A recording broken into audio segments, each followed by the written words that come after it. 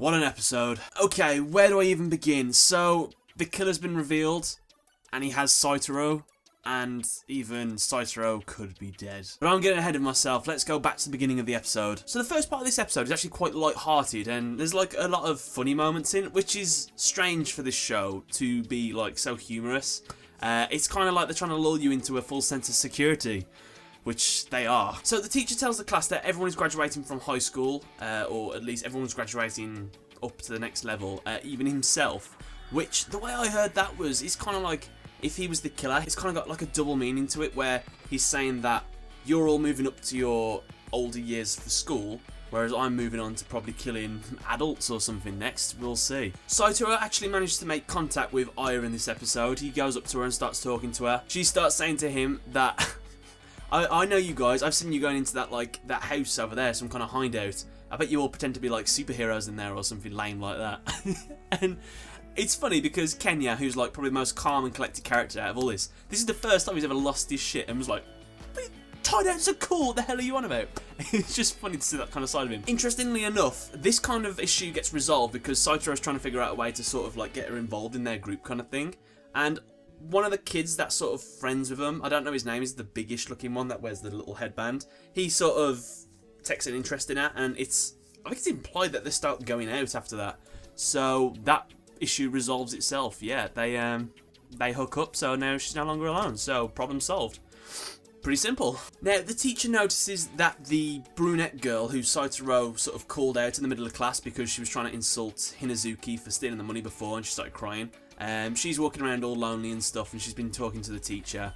And Satoru and the teacher both notice this. Satoru says that he'll make an effort to try and talk to her to stop her from being lonely, because his goal is to make sure no one's ever lonely and has to be alone in this class. When Kenny says to Satoru, "Are we done now? Have we finished playing detective?" he says, "No, we're not, because we may have saved everyone, but we haven't found the killer yet." And he doesn't necessarily say that, but that is what he's thinking.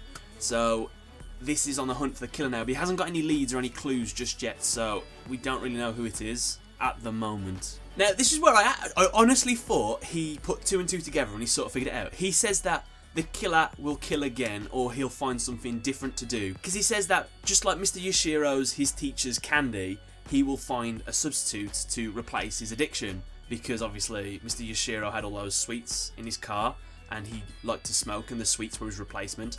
And like, of all the comparisons you could have made then, you made them two. And I was like, for a split second when I saw those people on screen when he was talking about the killer, I was like, he's figured it out. No, he hasn't. If you've read through that, you've probably had a spoiler right there. I don't know how lenient like schools were with this kind of thing, but I can't even imagine a teacher letting 3 kids go in his car to drive them somewhere out of school hours. Like, that's mental. But you hear these 3 girls in the class, they say that Mr. Yashiro's, we actually get to go into Mr. Yashiro's car today.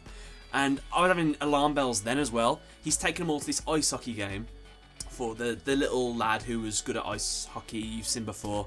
And the brunette girl is going there as well because Mr. Yashiro said that she should come as well because she's been lonely. Satoru follows the brunette girl just to make sure she's okay because she gets on this bus. And he goes there and he sees Mr. Yashiro with a box of like food, sitting with the 3 girls watching this lad play ice hockey. And the brunette girl is sitting over in the corner by herself, just drinking some tea or some coffee, or probably not coffee, but something. Now the girl, she moves off and she goes to the toilet, and Satoru follows her, fair enough, and he's waiting outside the bathroom for her to come out, and he's saying that she's taking a very long time to come out of here. So he goes to go into the room, but then Mr. Yashiro comes out of the men's toilets, and already I think, okay, this is a bit weird. Satoru says to Mr. Yashiro, "Have you seen that brunette girl?" Because she went into the toilet. And he's like, "Oh yeah, I did see her. She went out this fire exit outside. I don't know where she went." And Satoru goes outside, and he looks, I mean, it's quite, like, it's a bit of a dark, sort of secluded place, so I was a bit funny about that. And he goes outside, and he sees over the balcony that he sees one of Yuki's trucks driving past. And he's like, "Oh shit, what's that doing there?" And he suspects that Yuki may have come and kidnapped her in that van. So he says to the teacher, we need to follow that car. I suspect something bad's happening there. So the teacher's like, "Yeah, okay, we'll do that, no problem." Which, again, why would the teacher help him so much? Now, while he's in the car, the first thing he says to him is, "Make sure you put your seatbelt on." And he tries to put the seatbelt on, and it's sticking. And he says, oh, it sticks sometimes, just push it in. As soon as he pushed it in, I knew for a fact it was going to go downhill from here, because he's not going to be able to get it open, is he? He's going to get stuck if he tries to run away or something like that. He's basically confiding the teacher, saying that, oh, we've been playing detective lately, and I'm trying to make sure that all these girls aren't left alone, kind of thing, because just in case there's like a serial killer or something. The teacher's giving some cryptic advice, saying that good and bad deeds, well, they're just basically the same thing. All people do is when they do good and bad things, they're trying to make up with a characteristic flaw within themselves. So even Satoru thinks this is kind of like a twisted, like, kind of extreme way of thinking. Satoru says to Sensei, let's have a lollipop together, shall we? Opens the drawer, sees inside that there's none in there. There's just a little box of laxatives. And the teacher says, oh, there's not going to be any there, because this isn't my car. And that is the moment you know Satoru is in the same car as the killer. Shit. So there you go, it's revealed the teacher is the killer. He's the one that's been killing everyone. He's the one who, all the kids in class were all comfortable with him, so he was approachable. He could go to Kinazuki when she was in the cupboard outside, freezing cold. The teacher would come, say, come with me, I'll help you. Obviously she'd believe that. He was the one that punched the box when Hinazuki was in the bus. The teacher actually calls Satoru a liar. He says that, you said to me that you've been playing make-believe, pretending that there's a killer out there, when I know for a fact that you know there is a killer. So admit it. So it turns out the teacher had a suspicion that Satoru was able to anticipate all his moves. The first person who he targeted was Hinazuki, and he thought it was a coincidence that Satoru happened to help her out. But then when he started talking about helping Aya and the boy-girl looking kid, maybe that was another coincidence, but it's suspicious. And he said that the only way you could know that Satoru was onto him was if he tried to save this brunette girl as well. So he orchestrated this plan where he took all these people to the ice hockey rink, gives the brunette girl this laxative so that she has to go to the bathroom, and he even calls Yuki's truck so that it will sort of happen to go by at a certain time, which was kind of lucky, but you know, still. And this was all just to prove that Satoru knew something was going on. And I was right, by the way, when I said that Satoru was stalking Aya in one of the previous episodes and the teacher happens to come by and give them both a lift. I was like, oh, maybe the teacher was stalking Aya as well, and that's exactly the case. He was gonna kill her that night, but because Satoru was there, he wasn't able to do it, and that was what made him suspect Satoru knew something. Satoru kind of feels like an idiot because it's one of those hidden in plain sights. He feels like he really should have known it was the teacher because it all makes sense now. He even thinks back, in the future he saw a list of suspects and the teacher's name was one of them, but he dismissed it because his mother's name was on there as well. So yeah, there was an answer right in front of him, but he just couldn't have seen this happening. So the teacher pulls up to this lake in the snow with his car and says to Satoru that it's almost as if you could see the future. It's incredible. But I want you to know that I'm not killing you out of revenge.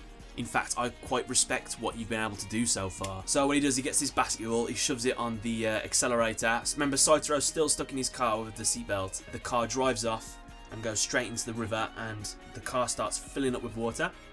And before Satoru is about to be like engulfed in the water, he screams out that, Mr. Yashiro, I know your future. And the last scene we get is basically Satoru's life flashing before his eyes, all these memories, all these like film reels that all come up and they start to fade into blackness. But remember, the light doesn't go out, and that's how the episode ends. So let's quickly summarise everything. So the teacher is the killer. I've been calling this for quite a while. It was always kind of suspicious. So yeah, now we know, and now everything kind of makes sense. Satoru is looking like he's on death row. He could definitely die here. However, the fact that he said that he knows the teacher's future, even the teacher sort of turned around for a second. So there's a very slim possibility the teacher might pull him out and maybe keep him alive for a while if he believes that he knows the future, because that is the only explanation that he could know all these things. I was kind of hoping that Satoru's mom might have been able to piece things together and come to the rescue, but I assumed that she was actually still at home, because there is a shot of her still at home cooking dinner or something, so it's not looking like they're going to come to help. The only other thing I can say that Satoru could get saved by is maybe going back in time again, but I don't think that's going to happen. But possibly the blonde-haired kid Kenya, he might have used his initiative and came along as well. But how would he be able to follow the car? He wouldn't. Yeah, even my answers, I guess I can't figure it out. But yeah, other than that, I can't even predict what the next episode's going to be. We've got 2 more episodes of the series left, so the next episode is going to be God knows what. I don't even know. So what I want you guys to do is let me know in the comment section below what you thought of the episode, what you think about the killer being revealed as Mr. Yashiro. I know a lot of people suspected it for a long time. Are you a bit disappointed it was him, because it wasn't obvious it was him, but it was very subtly implied it was. So are you disappointed it wasn't going to be someone else? I'm happy it's him. When the moment came where he revealed himself, there was kind of like this tension building, and then it sort of just got alleviated because now I know, and I feel more assured. But yeah, I hope our hero's going to get out of this situation. I really do.